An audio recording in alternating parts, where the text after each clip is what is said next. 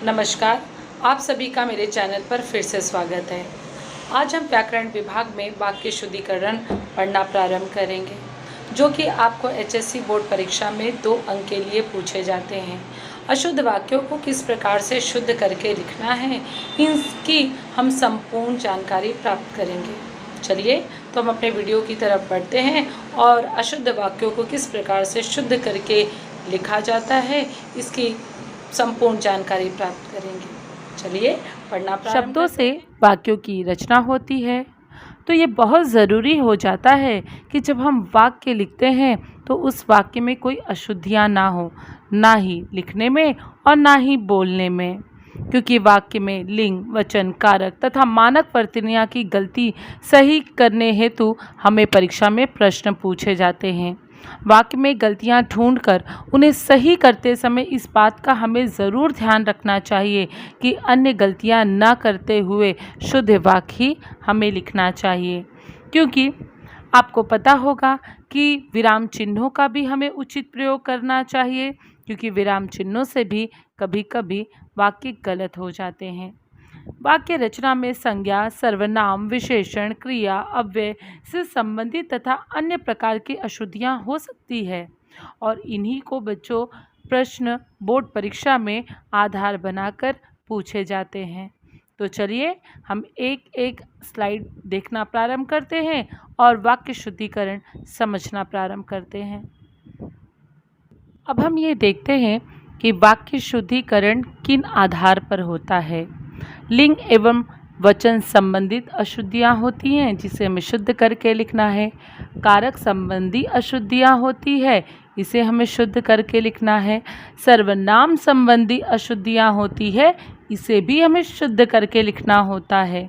क्रिया संबंधित अशुद्धियाँ होती है, इसे भी हमें शुद्ध करके लिखना होता है। और हम इसे विस्तारित रूप से आइए समझते हैं, कोई गलती हमसे ना हो। और आइए अब हम देखते हैं कि लिंग एवं वचन संबंधित अशुद्धियाँ कैसे होती है और इसको शुद्ध करके किस प्रकार से लिखना है। बच्चों, इसमें हम देखेंगे कि लिंग के आधार पर यानी स्त्रीलिंग या पुरुष लिंग के आधार पर किस प्रकार की अशुद्धियाँ होती है और उन अशुद्धियों को हम किस प्रकार से शुद्ध करके लिख सकते हैं। जैसे आप देखिए, पहला ही आपका वाक्य दिया है, कोयल मीठा गाता है। अब कोयल जो है वो स्त्रीलिंग है, अगर इसे पुरुष लिंग में करेंगे तो नर कोयल होता है। तो यहाँ पर तो पुरुष लिंग का प्रयोग नहीं किया गया है, नर कोयल तो नहीं लिखा गया है, तो यहाँ पर स्त्रीलिंग है, इसलिए कोयल मीठा गाती है। स्त्रीलिंग है, इसीलिए गाती का प्रयोग किया गया है। अगला देखिए, यह बक्सा बहुत भारी है। अब इसका यहाँ पर देखिए कि ये जो करके दिया गया है ये अशुद्ध वाक्य है, इसका सही शुद्ध है, यह बक्सा बहुत भारी है। अगला देखिए, इस वर्ष गेहूं की फसल अच्छा हुआ। अब इसका शुद्ध करके अगर लिखेंगे तो इस वर्ष गेहूं की फसल अच्छी हुई। अगला देखिए, पैंट सिल गया पर बटन नहीं टंगा है। इसमें हम वचन के अनुसार परिवर्तन करेंगे, पैंट सिल गई है पर बटन नहीं टंगे हैं। अगला देखिए, आपके एक एक शब्द प्रभावशाली होते। इसका शुद्ध वाक्य है, आपका एक एक शब्द प्रभावशाली होता। अगला देखिए, उसके अंग अंग काट डाले गए। शुद्ध वाक्य इसका है, उसका अंग अंग काट डाला गया। तो ये लिंग एवं वचन के आधार पर अशुद्धियाँ हैं और किस प्रकार से इसका शुद्ध करके उत्तर लिखा गया है आप अपने समक्ष देख रहे हैं। अब हम अगला देखते हैं कि कारक से संबंधित अशुद्धियाँ कैसे होती है और इसे हम किस प्रकार से शुद्ध करके लिख सकते हैं। देखिए, अशुद्ध वाक्य दिया है, घर पर सब कुशल है। अब घर पर यानी घर के ऊपर तो कोई कुशल नहीं होता है, घर में ही सब कुशल होते हैं। तो देखिए, शुद्ध वाक्य दिया है, घर में सब कुशल हैं। अगला देखिए, मैंने हंस दिया। अब यहाँ पर आप देखिए, मैंने जो है यह अशुद्ध का प्रयोग किया गया है, अशुद्ध शब्द है। इसका सही जो शुद्ध करके हम लिखेंगे, मैं हंस दिया। अशुद्ध वाक्य अगला देखिए, मेरा भाई कल को आएगा। अब कल को आएगा ये तो बहुत अशुद्ध है, ऐसा तो कभी हम बोल नहीं सकते कि मेरा भाई कल को आएगा। तो क्या इसका शुद्ध कैसा है, मेरा भाई कल आएगा। हम इन्हीं वाक्यों का प्रयोग करते हैं हमेशा। अगला देखिए अशुद्ध, अच्छे व्यवहार को रखो।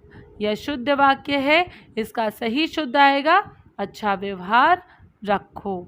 ठीक है, अगला हम देख लेते हैं। अब सर्वनाम संबंधी अशुद्धियां हैं, उसे किस प्रकार से शुद्ध कर कर लिखना है। बच्चों हम ये बहुत अच्छे से अगर समझ जाएंगे तो अशुद्ध वाक्य को शुद्ध लिखने में हमें कोई परेशानी नहीं होगी, क्योंकि इन्हीं के आधार पे ही गलतियां होती है और इन्हीं गलतियों को सुधार कर हमें शुद्ध वाक्य लिखना होता है। देखिए सर्वनाम के आधार पे किस प्रकार की अशुद्धियां होती है। आप आए पर तुम बैठे नहीं। अब ये जो वाक्य दिया गया है आप देखिए इसमें कितनी गलतियां हैं। इसका शुद्ध होगा आप आए पर आप बैठे नहीं। हम किसी को भी तुम नहीं कहते हैं, हम आप कहते हैं। यहाँ पर आपका प्रयोग पहले ही कर दिया गया है, यानी कोई बड़ा होगा उसे हम आप करके प्रयोग किया करते हैं। तो यहाँ पर आपके जगह पर आप ही होगा, ना कि हम तुम का प्रयोग करेंगे। यानी ऐसा नहीं होता कि एक बार हम सम्मान देंगे और फिर इसके बाद में हम उसे तुम करके पुकारेंगे। तो ये जो वाक्य है वो अशुद्ध है, और जब शुद्ध करके हमने लिखा तो आप आए पर आप बैठे नहीं। अगला देखिए, इसी आधार पे अशुद्धियां हैं, हम शुद्ध करते हुए लिखते जाएंगे। वह लोग कल आ जाएंगे। इसका सही शुद्ध है वे लोग कल आ जाएंगे, क्योंकि बहुवचन में पूछा गया है। अशुद्ध वाक्य जो है वो बहुवचन में है, तो उसे शुद्ध करके हम इस प्रकार से लिखेंगे, वह लोग का प्रयोग नहीं करेंगे। अगला देखिए, तुम तुम्हारी किताब निकालो। हम तुम तुम्हारी किताब निकालो, यह अशुद्ध वाक्य है। ऐसे शब्दों का प्रयोग या ऐसे वाक्यों का प्रयोग बिल्कुल भी नहीं किया जाता है। इसे शुद्ध करके लिखा जाएगा, तुम अपनी किताब निकालो। आपने हमेशा शिक्षकों के मुख से भी सुना होगा कि वो हमेशा यही कहते हैं, तुम अपनी किताब निकालो। अगला देखिए है, मेरे को तेरे से ज़रूरी काम है। ये तो कोई वाक्य नहीं हुआ। मेरे को तेरे को ये किसी भी वाक्य में प्रयोग नहीं होता है, तो इसका शुद्ध हम लिखेंगे, मुझे तुझसे ज़रूरी काम है। इस प्रकार की हम हिंदी का प्रयोग करते हैं, जिस प्रकार से सुनने में भी बहुत अच्छी लगती है। आगे देखिए, अशुद्ध वाक्य, इन सबों ने मेरी शिकायत करी। अब ये अगर आप सुन भी रहे हैं तो आपको खुद ही लग रहा होगा कि ये वाक्य जो है वो अशुद्ध है। इसे शुद्ध करके इस प्रकार से लिखेंगे, इन सब ने मेरी शिकायत की। देखिए सुनने में कितना अभी ये वाक्य सही लग रहा है। इस प्रकार से आपको वाक्य शुद्ध करके लिखना है। सही अब हम ये देख लेते हैं कि क्रिया के आधार पे किस प्रकार से अशुद्धियाँ होती हैं और इन वाक्यों को किस प्रकार से शुद्ध करके लिखना है। देखिए आपके समक्ष है, कृपया करके बैठ जाओ।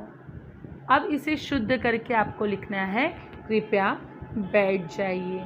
हम इस प्रकार से इन वाक्यों को क्या करते हैं, शुद्ध करके लिखते हैं। अगला देखिए, क्रोध में उसने सारे आभूषण उतारकर फेंका।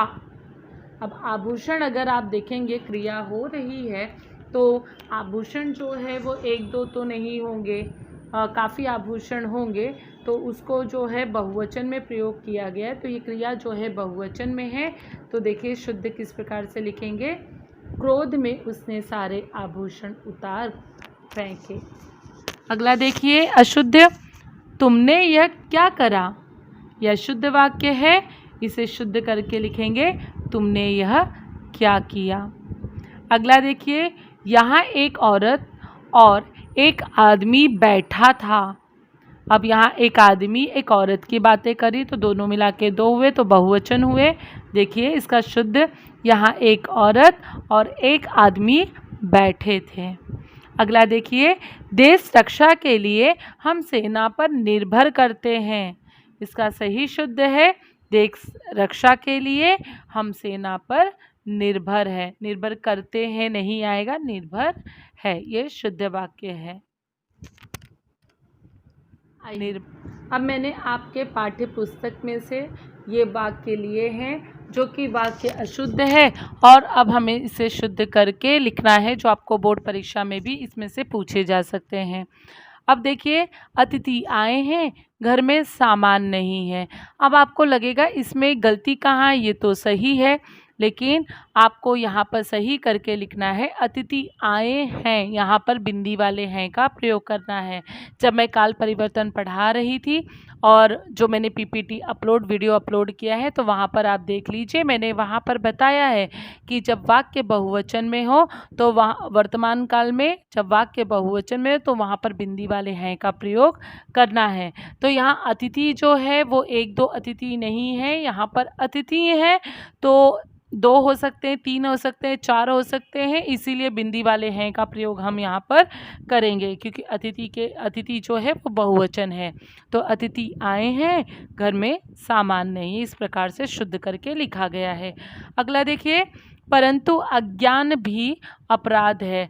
अब अज्ञान क्या होता है, ये अशुद्ध वाक्य है। इसका शुद्ध जो वाक्य लिखा गया है, परंतु अज्ञान भी अपराध है। अगला देखिए, उसके सत्य का पराजय हो जाता है। इसका सही शुद्ध वाक्य है, उसका सत्य का पराजित हो जाता है। प्रेरणा और ताकत बनकर परस्पर विकास में सहभागी बने। इसका सही ताकत नहीं होता है, ताकत होता है। तो इसे शुद्ध करके हमने इस प्रकार से लिखा है, प्रेरणा और ताकत बनकर परस्पर विकास में सहभागी बने। अगला देखिए, दिलीप अपने माँ बाप की इकलौती संतान थी। दिलीप नाम दिया गया है, तो यहाँ पर क्या होगा, था का प्रयोग होगा। दिलीप अपने माँ बाप का इकलौता संतान था। अगला देखिए, शेष आप इस लिफाफे को खोलकर पढ़ लीजिए। इसका शुद्ध वाक्य है, शेष आप इस लिफाफे को खोलकर पढ़ लीजिए। यानी यहाँ पर क्या है, शेष आप खोल कर जो है बच्चों वो साथ में लिखा हुआ है, जो कि वो अलग कर कर लिखा जाएगा। अगला देखिए, उसमें फूल बिछा दें। जो फूल है, छोटी ऊ की मात्रा फूल में दिया है, उसे सही करके लिखना है, उसमें फूल बिछा दें। अगला देखिए, कहाँ खो गई हैं आप। अब यहाँ पर आपको प्रश्नवाचक चिन्ह लगाना है। तो देखिए यहाँ पर और है दिया है के जगह हैं लगाना है। कहाँ खो गई हैं आप।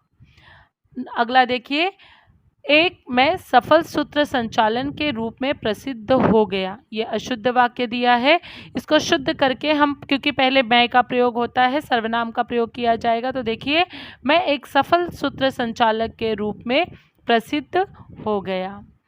अगला देखिए, चलते चलते हमारे बीच का अंतर कम हो गया था। इसका शुद्ध जो है, हमारे बीच का अंतर चलते चलते कम हो गया था। तो इस प्रकार से वाक्य को शुद्ध करके लिखा गया है। मैंने और भी स्लाइड लिए हैं आपके पाठ्य पुस्तक में से, हर पाठ में से जितने भी अशुद्ध वाक्य परीक्षा में पूछे जा सकते हैं और उसे किस प्रकार से शुद्ध करके लिखना है, मैंने उन सभी का स्लाइड जो है यहाँ पर दिया है। तो आप असाइनमेंट के रूप में इसे देखकर लिख सकते हैं अपनी नोटबुक में, जिससे आप बहुत आसानी से समझ सकें। और कहीं से भी अगर आपको अशुद्ध वाक्य पूछे जाए तो आप उसे शुद्ध कर कर लिख सकते हैं। तो ये पहला स्लाइड है, आप इसे देखकर अपने नोटबुक में लिख लीजिएगा। ये दूसरा स्लाइड है, इसे भी ध्यान से अपने नोटबुक में लिख लीजिएगा। यहाँ पर अशुद्ध वाक्य दिया भी है और फिर इसे शुद्ध कर कर लिखा गया है। ये अगला स्लाइड है, इसे भी ध्यान से देखकर लिख लीजिएगा। अगर आज का मेरा वीडियो आप सभी को पसंद आया हो तो मेरे वीडियो को लाइक करें और शेयर करें और सब्सक्राइब करना बिल्कुल भी ना भूलें। ये और बच्चों को भी शेयर करें, जिससे उनको जो भी समस्या हो, हर समस्या का उनका समाधान हो सके। 12वीं कक्षा के जितने भी पाठ्य पुस्तक में परीक्षा में आने वाले हैं, सभी के वीडियो अपलोड कर दिए गए हैं, जिससे आपको काफ़ी सहायता प्राप्त हो सकती है। कोई भी समस्या हो, वीडियो से लेकर पाठ्य से लेकर, तो आप कमेंट बॉक्स में ज़रूर लिखें। आपके हर एक समस्या का ज़रूर समाधान किया जाएगा। इसके साथ में जो भी व्याकरण विभाग से है वाक्य शुद्धिकरण के साथ में मैंने हर वीडियो 12वीं कक्षा के लिए अपलोड कर दिए हैं। केवल मुहावरों का अर्थ रह गया है, तो वो भी मुहावरों का अर्थ 1-2 दिन में आपके समक्ष प्रस्तुत वीडियो हो जाएंगे। इसके साथ 11वीं कक्षा से जुड़े हुए पाठ्यक्रम को अपलोड करना मैं धीरे धीरे प्रारंभ कर रही हूँ। वीडियो से जुड़ी जो भी समस्या हो आप ज़रूर अपना सुझाव इस पर दे सकते हैं।